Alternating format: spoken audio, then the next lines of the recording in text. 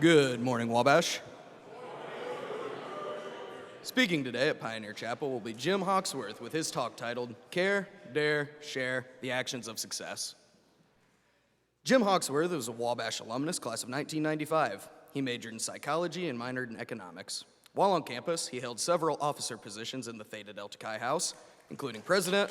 He was in the Sphinx Club, a drummer in the pep band, and sang in the Glee Club. He is part of a large Wabash family. His father, Paul, graduated in 1956. His brothers, Mike and Dave, graduated in 88 and 91, respectively, and several extended family members and friends of the family have attended Wabash over the years. He is the current vice president of the National Association of Wabash Men and will become president in May of this year.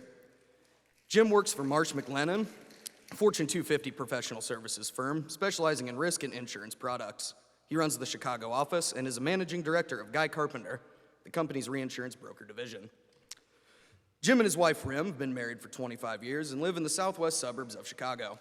They have 3 children together: Carly, a junior education major and gymnast at Illinois State University; Abby, a freshman business major in the Kelley School of Business at Indiana University, where she is on the rowing team; and finally, a son, Jimmy, a junior at Lincoln Way Central High School with aspirations to be a collegiate baseball player, hopefully Wabash class of 2028. Let's give a warm welcome to Jim.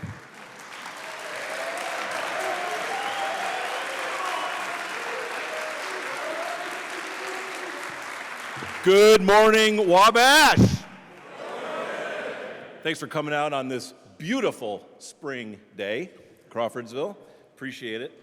I am incredibly honored and humbled to stand here before you to share some thoughts. When Jack Helt asked me to give this speech, I perhaps too eagerly accepted immediately. I asked him, I said, what do you want me to talk about? He said, talk about anything you want. That's a little daunting, right? I guess initially my first train of thought would tell you guys how much I love rock music. I love classic rock. Always wanted to be a rock star growing up. I thought I would be. I became a reinsurance broker instead. I love music. I would love to talk to you guys about the bands I've seen, the artists I've met. Tell you that I met Ozzy Osbourne one time backstage at a concert. Do you guys know who Ozzy Osbourne is? Yeah. Might not be the same Ozzy Osbourne I know, but see, I grew up with Ozzy Osbourne when he was the singer of a groundbreaking, great hard rock band in the 1970s called Black Sabbath. If you guys haven't heard of him, check him out. It might change your life, so be careful. All right, on a more serious note, as Cooper said, for the past 6 years, I've had the good fortune of serving on the National Association of Wabash Men. And for those of you that may be unfamiliar with it, the NAWM is the alumni board of the college. It's comprised of 20 some odd elected and appointed alumni who act as ambassadors of Wabash. We help the college in any way we can. That's a great way to just define it. The responsibilities of the board require us to return to campus 3 times a year for meetings where we meet with various constituents of the college. And during these countless campus visits, I've had the great fortune of meeting and spending time with the broader Wabash community, faculty, staff, coaches, fellow alumni, and you, the students. In my discussions with student after student, it's become apparent to me that what students really value is hearing about real-life insights and career advice from alumni. I hope to share a little of both with you today. I've been in the professional business world for almost 30 years, and during that time, I've managed and led teams of people since the age of 28. I've had the good fortune of meeting thousands and thousands and thousands of people, and I have mentored many, many young people. I'm in a strategic sales role. It's not really important that you understand what a reinsurance broker does, but let's just suffice to say it's a sales role, and I talk to a lot of people all the time. And I talk to the C-suite of insurance companies, and we're talking about people who are very successful in life and in business. Most of these people have reached the pinnacles of their careers. My job is to talk to them, form relationships, learn them, study them, get to know their personality, know their passions, know their pastimes, get to know them as people. And over the course of many of these interactions, often years long, you get to know people pretty well.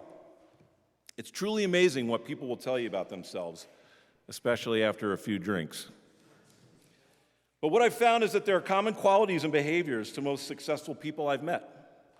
Now, as a psychology major, I know that people more easily remember things in sets of three.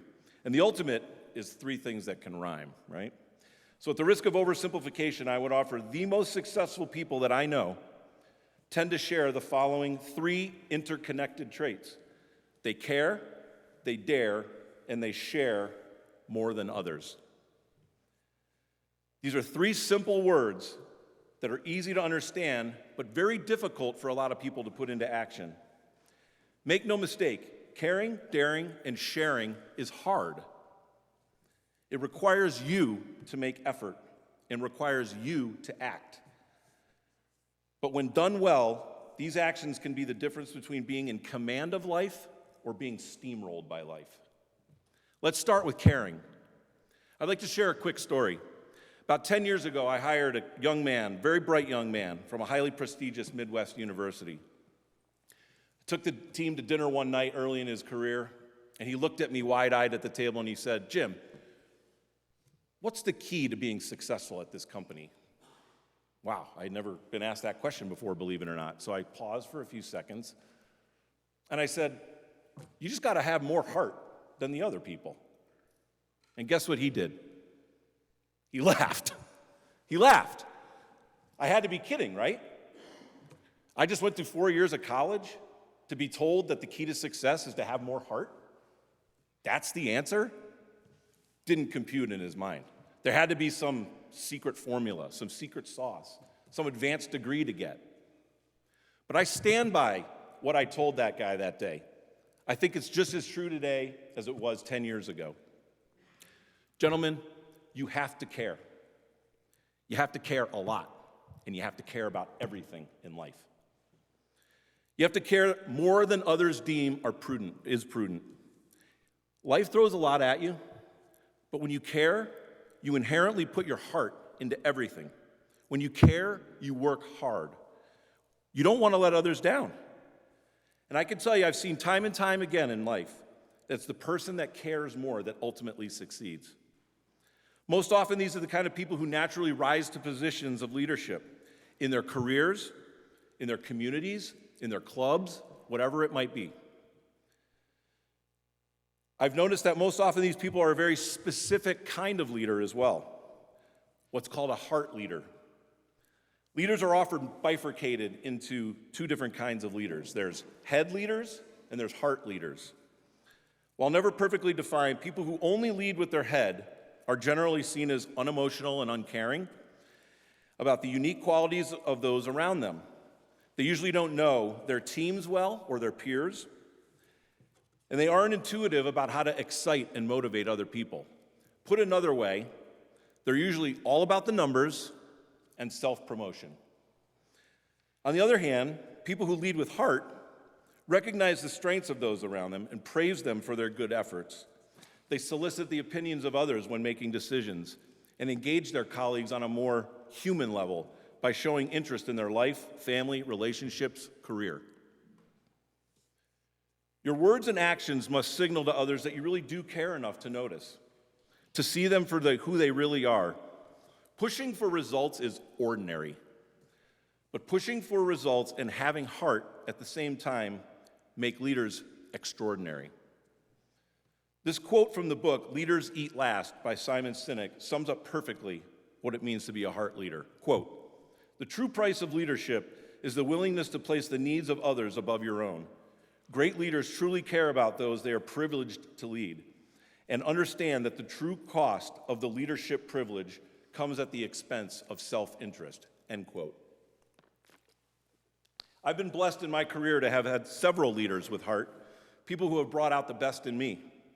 These were selfless people who cared enough to see my talent often before I did. I owe so much to them, and I genuinely appreciate what they've done for me in my life. I also know what it's like to work for a head leader. I worked under a head leader for 2 years, and guess what? It was the worst 2 years of my professional career. I saw the culture of the office go from thriving to toxic almost overnight. People quit. Morale was low. Results were poor. But it was also an incredible learning experience for me.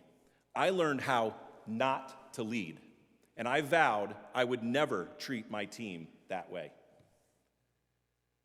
One of the value propositions of this college is that a Wabash education will afford you the opportunity to lead more. Those of you who aspire to leadership positions need to think about what kind of leader you want to be and the things that you need to work on to get there. Aspire to be a heart leader. It makes a difference. But sadly, we're living in a time that seems to celebrate a culture of caring less. Outrage has given way to complacency. Morals are open to interpretation. Judgment of others is scoffed at. There's been an attitudinal shift in the workplace toward declining professional ambition. Rather than pushing employees to work harder, the severe economic downturn the nation experienced during COVID that sent unemployment soaring ignited a movement towards less of an importance on income and a greater emphasis on work-life balance.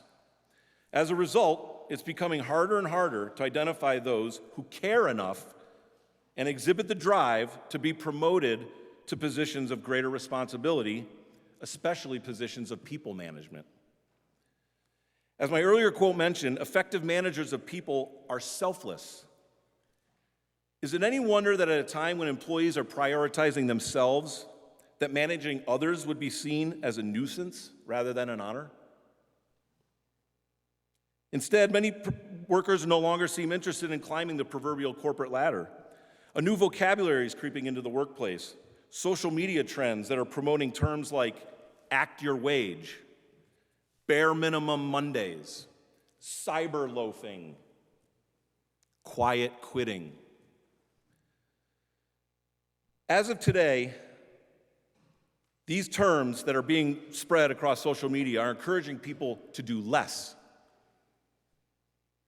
There are still almost 2 job openings for every unemployed American at this time. Does this sound like a culture that cares? No. We can get into all sorts of reasons why this is, be the economic, psychological, political, or otherwise, but that's not the discussion for today. I mention all of this to impress upon you, guys, that there is opportunity abound. Let the apathy of others be your opportunity. The time is ripe in this country for strong men of superior mind and eager heart who are willing to prioritize hard work as the cornerstone of their success. Don't buy into these trends that are being created on social media. Doing so is only going to marginalize your development as a person. Trying to make life as easy as possible will only lead to disappointment and lead you down a path of inevitable unfulfillment. Believe me when I tell you, hard work, heart, and determination will never go out of style. Care more. It makes a difference. Now let's talk about daring. The most successful people I know take some chances in life. They put themselves out there. Lots of people are turned off by risk because it's far easier and comfortable to stay in your safe zone and wait. While building up all walls around you may feel safe, you'll also keep out a tremendous amount of good that can come into your life. You have to take the initiative, though. You have to improve your chances of getting opportunities in life. It's for this reason why risk takers are typically more successful, because they don't limit themselves, and they're willing to put in energy when others are hesitant. Now, I'm not necessarily talking about taking big risks here. Things like changing jobs, relocating to another state, starting a company, those are big risks. There's big risks and there's not so big risks. I'm talking about small chances by putting yourself out there in situations. Taking on new challenges, stepping outside your comfort zone, trying new things, like joining a new club on campus, striking up conversations with complete strangers, making decisions purely based on gut feel. Learn to tell a great joke or a funny story in a group setting. Agree to do a chapel talk. You'd be amazed what can happen when you dare outside your comfort zone. Let me give you a quick story. I was 22 years old. It was my first holiday party at my new job out of Wabash. The dreaded first holiday party, right? Am I going to be the guy that winds up with a tie around my head? dancing on the table by the end of the night. No, but karaoke was a new thing that was starting at the time, right? It was very popular. And typical holiday parties, what you'll come to learn in life is that people do karaoke mostly in groups of like 10, right? Because no one wants to get up there and do it themselves. So I'm watching groups of 10 come up, YMCA, right? We are family. We got all that going on, right? And I'm like, this is boring, right? So I said, well, I sang in the Glee Club. I know how to sing. I said, give me Summer Wind by Frank Sinatra. The song I had sung 100 times with my old man, right? So I get up there by myself, grab the microphone, and start walking the ground. The summer wind came blowing in from across the sea. You get the point. Maybe I could sing a little better at 22, but you get the point, right? So I get done, and, I think it went well, but you never know, really, until the next day. I had the whole weekend to think about what I had done, right? The booze wears off. You start panicking. What's my boss going to think, right? But guess what happened at work on Monday morning? People came and talked to me at my desk. People I had passed 100 times in the hallway but had never spoken to stopped and talked to me. We enjoyed good conversation. They told me what they did for the company. I learned something that day. People are drawn to risk takers. The key difference is that risk takers are not afraid of failure. They understand that you learn a lot from failure, and that it makes you resilient, that it humbles you, and that it makes you more determined. Guys, failure is inevitable as a human, but it's how you respond to failure that ultimately defines your character. Now, I already know that you here today are some risk takers, at least on some level. You dare to do something different. You chose to go to a small all-male college in Crawfordsville, Indiana, because you embrace the unique value proposition that this school offers. But just because you graduate from Wabash doesn't mean you're going to be successful. You have to work at success. You can impress people with your intellect, but you also have to impress people with your personality. I would imagine some of you are perhaps in the throes of interviewing for your first postgraduate job, perhaps internships, medical school, law school. And if you're like other people, you probably dread the interview process. Who likes interviews? Yeah. Well, I've got news for you. If you think it's any easier being on the other side of the interview process, you're wrong. I also dread interviewing people. You know why?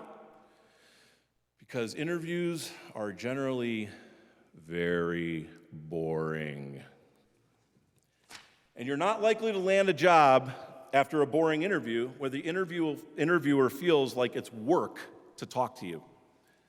So as someone who has interviewed hundreds and hundreds of college seniors in my life, I offer you these 3 tips for a better interview. Number 1, make it conversational. Don't simply fall into this question, answer volley. Ask questions along the way. Interject some of your personal interests in life. Let them see that you're passionate about something. Inject some humor. The best interviews I conduct feel like a conversation.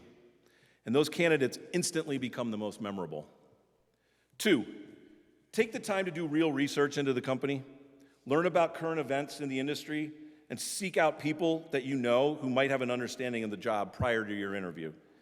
Interviewers love to talk about what they do. Give them a reason to do so. It will also help foster that conversation element that I just mentioned. And here's a don't. Don't talk about the company's mission statement aligning well with your values. It makes it look like you went to the landing page of their website, found something, and brought it in, right? And I can almost guarantee you that every interviewer you speak with doesn't know the mission statement of their company. Trust me. Lastly, in this day and age of Zoom interviews, be cognizant of your background during your interview. Position yourself with a neutral background, please. A professional virtual background, or at the very least, blur your background. First impressions are critical, and looking at a messy dorm room or fraternity room is going to kill your chances of getting the job before the conversation even starts. Trust me, guys, I've seen it all. Interviewing is your opportunity to dare and can be the difference between you getting the job or someone else. Put yourselves out there. Be memorable. Dare more. It makes a difference. Finally, let's talk about sharing. The most successful people I know share. They share their time, talent, money, skills. They share themselves with others. Have you ever noticed that very successful people are always well-connected? They seem to know everybody, and everybody seems to know them. It's because these people share themselves with everyone they can. And is it really any surprise that the people who care and lead with heart are the ones who tend to share more and want to do well for others? Caring is the art of sharing. It's because there's an incredible feeling of self-satisfaction that comes from philanthropy and giving of yourself. And it's this happiness that drives people to contribute to the greater good and to further the well-being of society. As you grow and mature in life, you begin to reflect on the people, places, and experiences that have had a profound impact on your life. I look back fondly on my years here on campus as a time of great growth. I was challenged here. I was asked to think harder than I'd ever thought before. I learned how to present my ideas, and I was forced to step outside of my comfort zone. Believe me, oral comps makes you step out of your comfort zone. I left Wabash a different and better man when President Ford rang me out 4 years earlier than when he had rung me in. And my liberal arts education has proved invaluable throughout my career as I talked to countless people with diverse backgrounds and interests, which allow me to have at least a cursory conversation with just about anybody. For these and many other reasons, I'm thankful. I believe in the mission of Wabash College, and I believe that there's something special here that's worth continuing. So I choose to give to Wabash. Not only my money, I give my time, my energy, my passion, my help in any way I can. I learned this by emulating my late father, Paul Hawksworth, Wabash class of 1956. My father's story is the Wabash story. My dad grew up, lived above a bakery and apartment on Chicago's South Side, had no aspirations of going to college. His dream job in life was to be a foreman at the canning factory like his old man. But one day he got discovered by this little school in Indiana playing football. And they came up to him after the game and they said, "We'd like to offer you a full ride scholarship to go to Wabash College." You could do that in 1952. The rules are changed now. He said, "What does that mean?" And they said, "You get to go to college for free, son." My dad said, "I'm going to go to college?"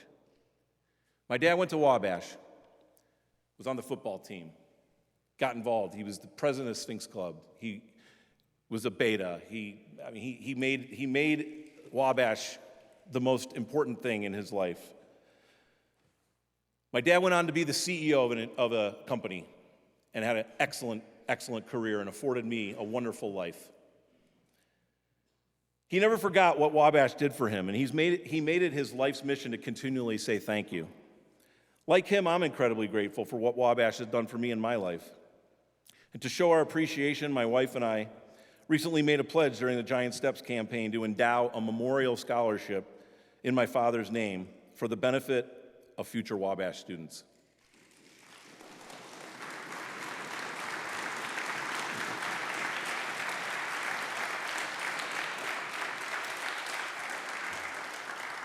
By doing so, we honor the greatest role model a kid could have and help the college continue its mission to change the lives of young men like it did for my father and like it did for me. Your time will come for supporting Wabash in a meaningful, monetary way. In the meantime, there's so many other things that you can do to share yourself. One of the easiest and the simplest is to spread the word about Wabash. When you go home and you talk to your siblings, friends, tell them about Wabash. Tell them about your experience.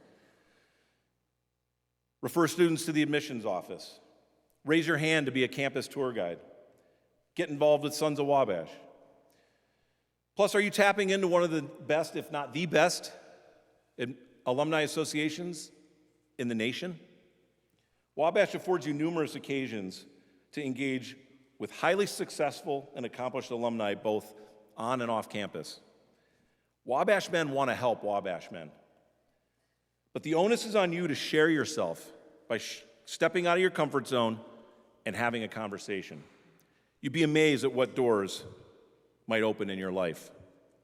Guys, share more. It makes a difference. In conclusion, the good news is that you need look no further than your surroundings on campus to see caring, daring, and sharing in action. Let me give you a few examples. What immediately comes to mind when you think of Wabash College?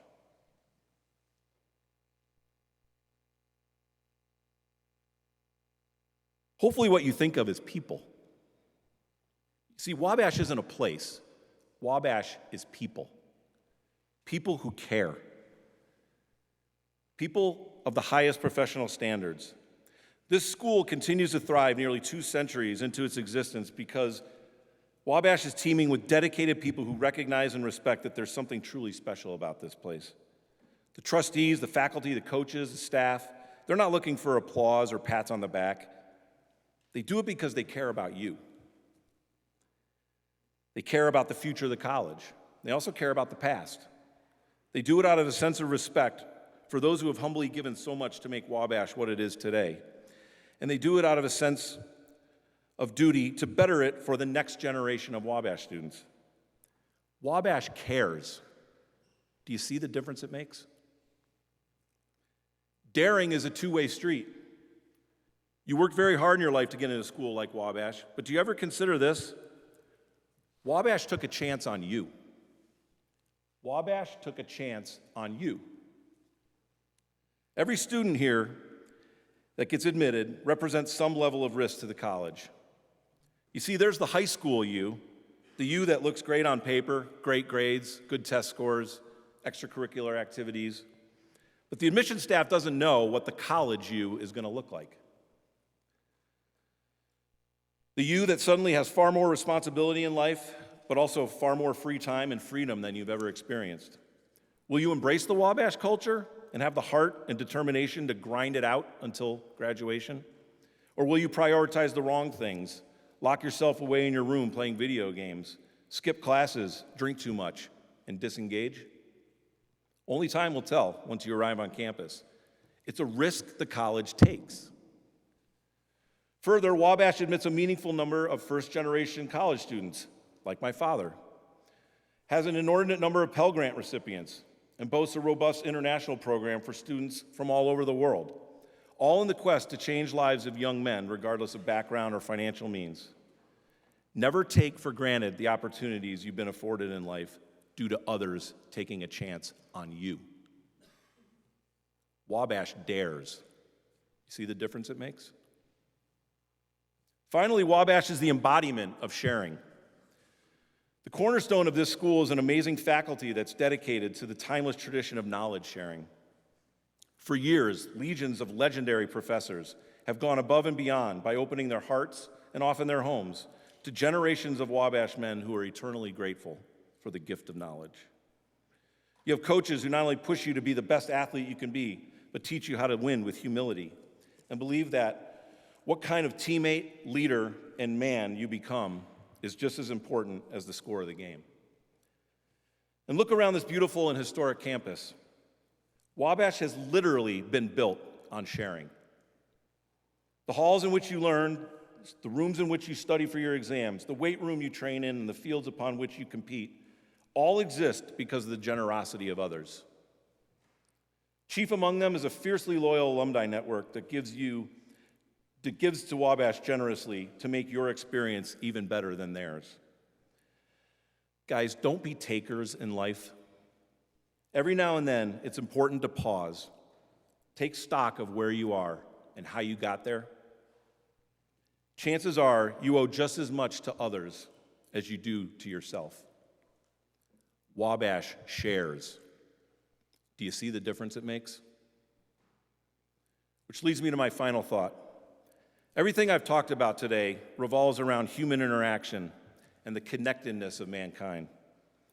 Life is about building your mountain of knowledge and experience, which can only be accomplished by caring, daring, and sharing yourselves with others. Your mountain is the cumulative summation of your life's work and experiences. The more you share with others, the more unique experiences you have, the more knowledge you attain, and the more meaningful relationships you foster, the higher and sturdier your mountain becomes. No one does it alone in life. It's only with the help of others that any of us can ever reach the top of what we build here in our time. I wish you well on your journey of building your own high and mighty mountain. And I hope that one day together we can reach the top, for I hear that it is peaceful there and the view is spectacular. Thanks so much.